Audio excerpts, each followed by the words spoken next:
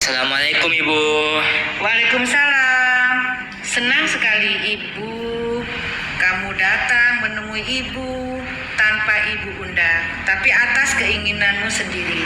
Mari silakan duduk. Bagaimana kabarnya? Alhamdulillah baik Ibu. Oh iya, selamat atas terpilihnya kamu sebagai ketua OSIS. Tanpa terasa ya, sudah hampir 2 minggu kamu menjalankan tugas sebagai ketua OSIS. Ya gitu deh Bu, pusing saya Bu. Melihat kondisi IOS saat ini, berarti pasnya kita melaksanakan konseling individu. Iya Ibu. Sudah tahu tidak apa itu konseling individu? Iya Bu, karena Ibu pernah menyampaikannya di kelas. IOS memang luar biasa, tapi akan Ibu sampaikan kembali. Konseling individu itu adalah layanan yang diberikan oleh konselor, yaitu Ibu, kepada konseli, yaitu IOS, untuk mengentaskan semua masalah. Tapi yang menyelesaikan masalahnya bukan Ibu, tapi IOS sendiri nanti. Iya Bu. Di konseling individu ini ada 12 azas, diantaranya azas kerahasiaan, kesukarelaan, keterbukaan, kekinian, dan azas yang lainnya seperti waktu Ibu jelaskan di dalam kelas. Iya Bu, siap. Karena ia sudah mengerti, kita sepakati proses ini akan kita lakukan dengan durasi 30 menit ya. Baik Ibu. Oh iya, tadi Ibu mendengar IOS bilang gitu deh, dengan kondisi sedih banget. Boleh diceritakan lebih lanjut bagaimana perasaannya IOS sekarang? Gini Bu, terus terang, waktu terpilih jadi ketua OSIS, saya senang sekali. Tapi karena saya orangnya selalu merasa tidak enakan untuk minta bantuan ke teman, akhirnya pekerjaan sering saya lakukan sendiri. Karena saya merasa tidak enak kalau nyuruh-nyuruh ke teman.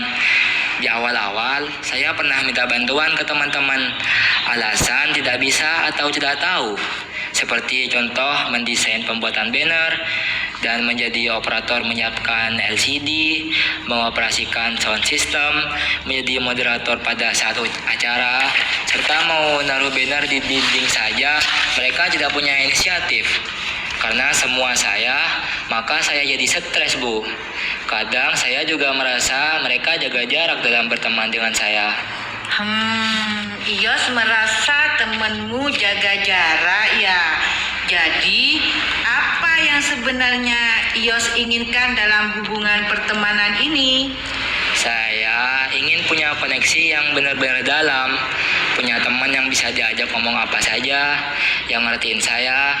Kalau ada pekerjaan, terutama yang berkenan dengan tanggung jawab OSIS, tanpa dimintai bantuan, teman saya langsung peka dan mau diajak kerjasama. Sehingga pekerjaan saya terasa ringan karena ditanggung bersama-sama. Karena dia selalu jawab tidak bisa, tapi setidaknya dia mau belajar gitu Bu. Keinginan IOS itu luar biasa. Bagus. Terus langkah apa yang akan dilakukan IOS untuk mencapai keinginan yang diharapkan oleh IOS untuk menjalin koneksi tersebut? Ya, saya berusaha menyampaikannya di grup WA, ngajak mereka untuk kerja bareng. Kadang chat juga, tapi kurang direspon. Dalam hati, saya merasa tidak nyaman karena takut kalau ngomong langsung malah mereka tambah menjauhi saya. Jadi saya juga jaga jarak Bu. Jadi saat ini IOS hanya menyampaikan lewat WA. Karena kalau bicara langsung takut temannya malah menjauhi IOS. Apakah perilaku menjaga jarak itu membantu IOS mendapatkan koneksi yang dalam seperti yang diinginkan? Enggak Bu, sama sekali enggak membantu. Saya malah makin merasa terasing. Tapi ya gimana, saya gak tahu cara lain. Saya masih bingung Bu. Tidak membantu ya?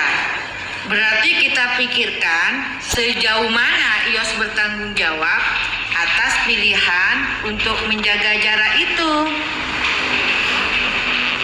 Ya, sepenuhnya tanggung jawab saya sih, Bu.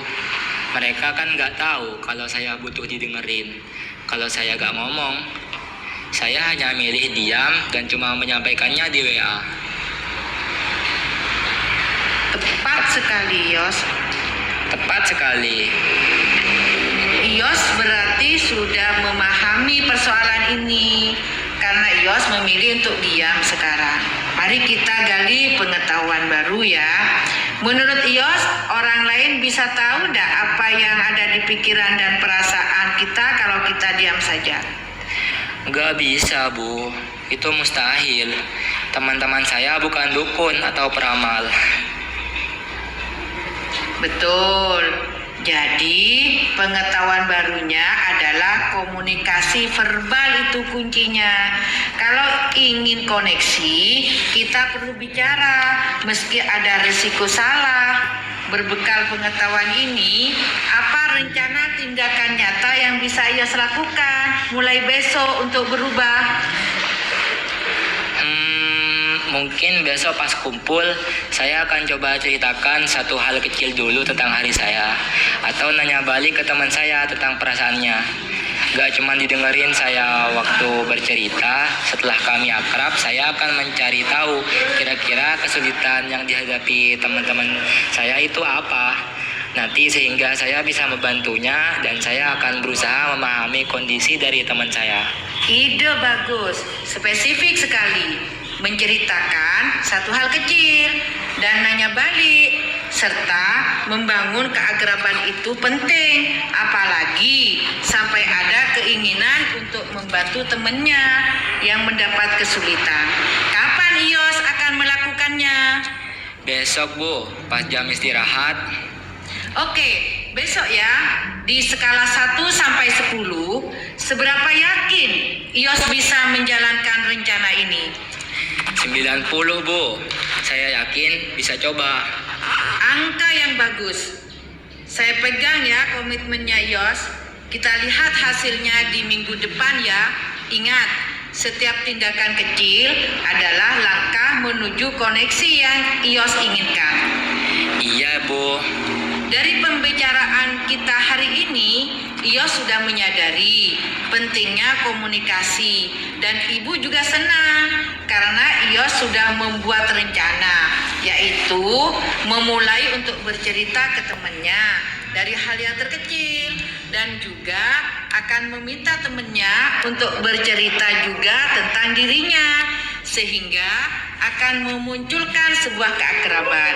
Oh iya, tanpa terasa waktu sudah berjalan 30 menit. Sesuai kesepakatan kita, konseling ini akan berakhir. Iya, Bu. Terima kasih sudah mau dengerin curhatan hati saya. Sehingga membuat saya lebih lega dan bahagia. Karena saya sudah menyadari bahwa ternyata selama ini saya kurang komunikasi. Ibu tunggu ya kabar berikutnya. Iya, Bu. Saya pamit dulu. Assalamualaikum warahmatullahi wabarakatuh. Waalaikumsalam warahmatullahi wabarakatuh.